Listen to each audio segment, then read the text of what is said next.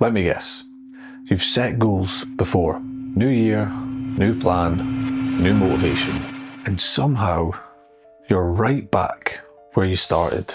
Not because you're lazy and not because you don't want it badly enough. Because nobody ever taught you how goals actually work.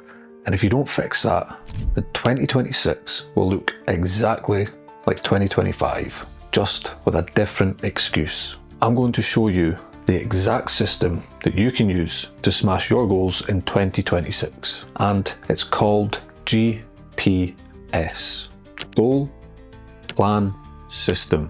A vague goal is like having a compass that only points north. It gives you a general direction of where to go. What you need is a GPS, turn-by-turn path to get you to your destination.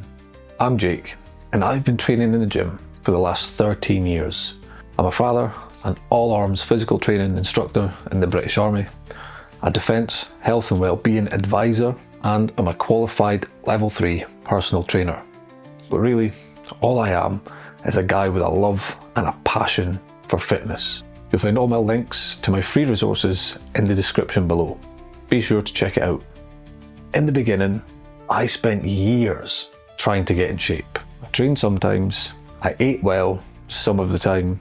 I knew what to do, but I didn't do it consistently. It was like climbing a ladder with missing rungs. Some weeks I was locked in, some weeks I wasn't.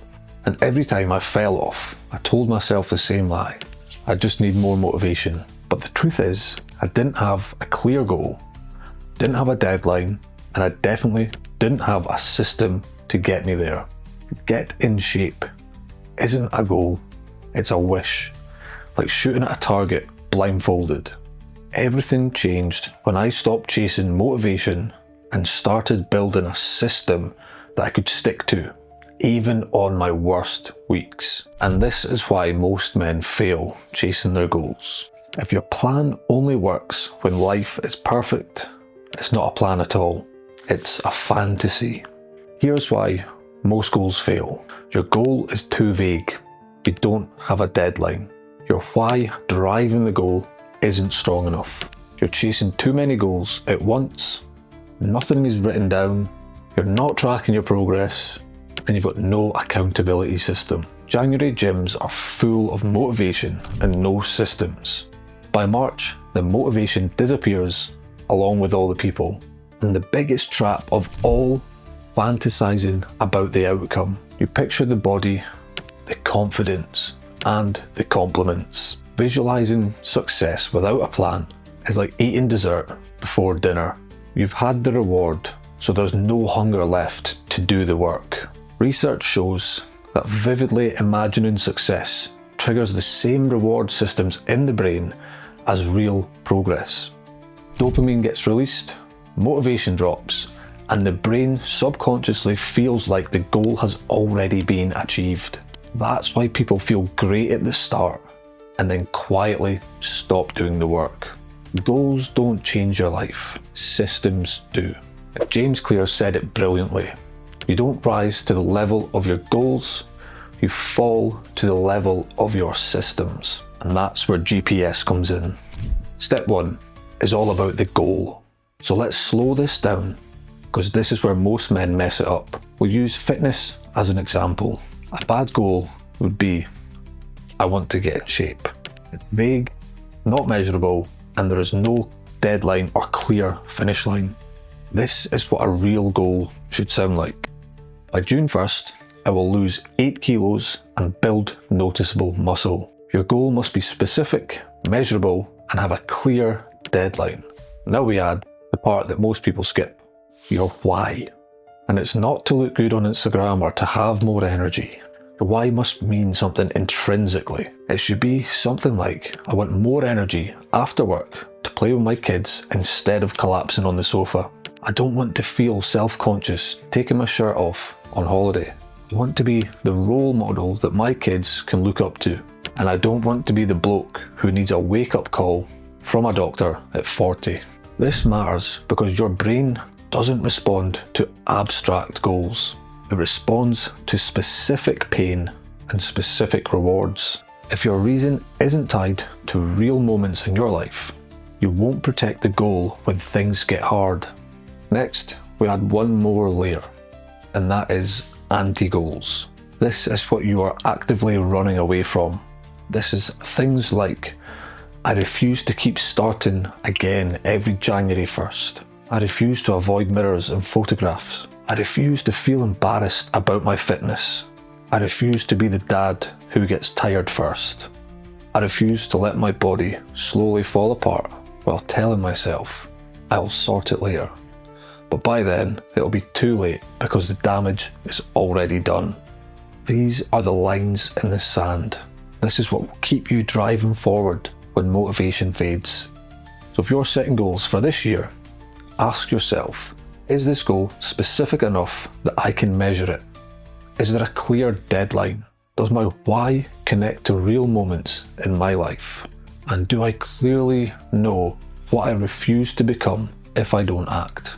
Your goals should scare you slightly, but they should excite you more. Step 2 is the plan. Once the goal is clear, the next question is simple. What actually needs to happen week after week for this to work? And this is where most plans fall apart, not because they're wrong, but because they're built for a fantasy version of your life. They assume you've got perfect sleep, zero stress, unlimited time, endless motivation. And that's not real life. A good plan isn't impressive on paper. It's boring, repeatable, and realistic. So instead of trying to do everything, we narrow it down to 3 to 5 major moves. Not 10, not 20, 3 to 5. To lose fat and build noticeable muscle, that might be train 3 times per week, no excuses, eat properly 80% of the time, hit a daily protein target, walk 8 to 10k steps per day, prioritise sleep and recovery. Then we reality check it. Ask yourself, would I actually stick to this when work's mental, the kids are knackered, and I've slept rubbish? If the answer isn't yes, then we need to rethink it. And this is where we bring in a popular method called the crystal ball method. Before you even start, you assume that the plan has failed. Not to be negative, but just so we can prepare. So you're going to ask yourself, if this doesn't work in the next year or 2, what are the 3 most likely reasons why? For most men, the answers are brutally predictable. Work gets busy and training slips. Motivation drops after the first few months. One missed week turns into, I'll start again on Monday. Minor injury or illness knocks everything off track. Now, instead of pretending those things won't happen, you build a contingency plan for them. For example, if you've got a busy week, you're going to do 2 short sessions instead of 3, no guilt. If you're low on motivation, you're going to show up for 10 minutes, then you can leave if you want. If you miss a week for whatever reason, you just resume immediately. No punishment, no reset, straight back into it. And if you pick up a little niggle or a minor injury, you're just going to train around it instead of stopping completely. So if that's a lower body injury, you focus on the upper body and vice versa. This is the difference between men who keep progressing and the ones who are constantly starting again. Because if your plan doesn't include a spare tire, the first puncture ends the journey. A good plan isn't rigid, it's flexible within clear boundaries. It doesn't rely on motivation, it survives bad weeks, and it gives you something to fall back on when life inevitably gets in the way. You don't wait for the boat to sink to look for a life jacket. You prepare before the storm hits. Step 3 is the system. And this is where you either win or fail, because motivation will disappear, life will get messy, and you will have bad weeks. There's no question about it. And this is why your system must work. Here's what that would look like. Tracking. You need to keep a scoreboard. For fitness, this is going to be your body weight, waist measurements, workouts complete, steps, and sleep. What gets measured gets managed. Tracking removes the guesswork. You're going to have a weekly review. Same time, same day, 10 minutes is all it takes. You're going to write down what worked, what didn't, and what gets adjusted. No emotion, no beating yourself up, just data. Men who review weekly don't need dramatic resets. They make small corrections before things go off track. Progress isn't driving in a straight line. It's noticing when you drift off course and you correct early. Environment design. Most men think discipline is purely about willpower. I'm going to tell you right now, it's not. Your environment is more important than willpower. If junk food is within an arm's reach, you will eventually eat it.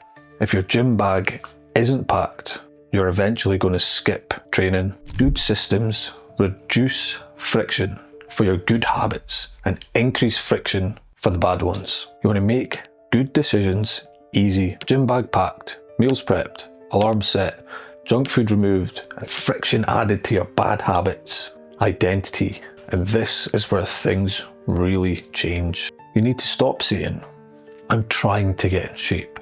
The language you use matters. Trying leaves the door open to quitting. Instead, you're going to act like, I'm a man who trains. You don't negotiate with yourself. You don't wait to feel motivated. You just do what that type of man does. And this is the 10-minute rule. Here's something that most people don't realise. No one quits halfway through a workout. They quit on the sofa before they've even left. The hardest part of any workout is putting your shoes on. So your system should focus on starting, not finishing. On bad days, the rule is simple. Just show up for 10 minutes. Most of the time, momentum takes over. And if it doesn't, 10 minutes still beats 0. And that is how consistency is actually built. Accountability. At some point, everybody needs help, regardless of who you are. That doesn't make you weak. It makes you honest.